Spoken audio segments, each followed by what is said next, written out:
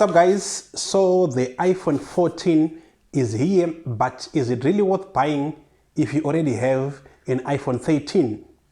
Are there any new features that actually make a difference? Let's talk about that.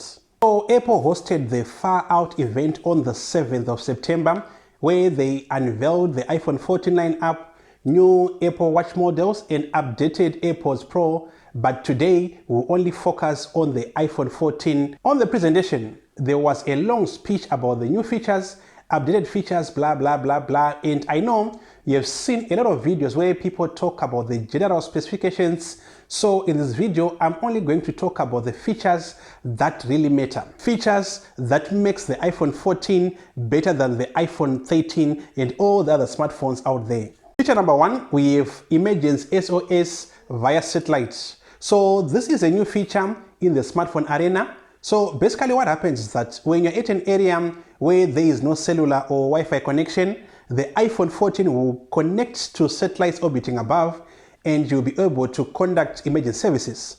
This will only be available in November for US and Canadian customers only. And the services will be for free for only 2 years, and after that, Apple will do what it does best, overcharge its customers. The thing I find amazing about this feature is that the iPhone 14 does not have those huge antennas like the rest of the set phones, but you have to point in the direction of the satellites to get a connection. And there is an app that will help you with that will help you with the direction to point at. So to send a message, you need to point at the satellite for about 15 seconds if the sky is clear. And if not, you need to point at the satellite for a few minutes. This feature can also be used to share your location with other users using Apple's Find My feature in case of emergencies. And feature number two, no SIM card slots. And again, this is only for US customers. Physical SIM cards are now history for US customers, but in other markets, the SIM slot will still be there on the iPhone 14. So if you're in the US, no more fiddling with that tiny SIM card tray. But not all carriers support the eSIM, so users might be forced to change networks if the one you are using does not support eSIM. And on number three, we have the always on feature, and this is not really a new feature.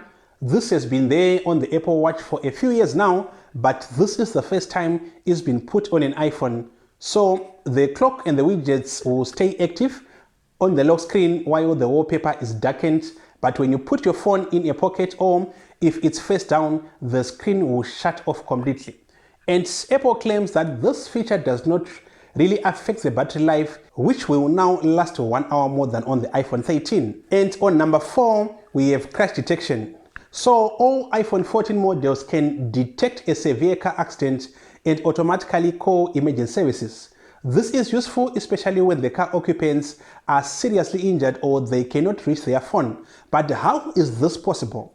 So the accelerometer in the iPhone detects the rapid speed changes, and the microphone is also capable of recognizing loud sounds that are associated with severe car crashes. This feature is also there on the Apple Watch, so if you have both, the iPhone 14 and the Apple Watch will work together to call emergency services.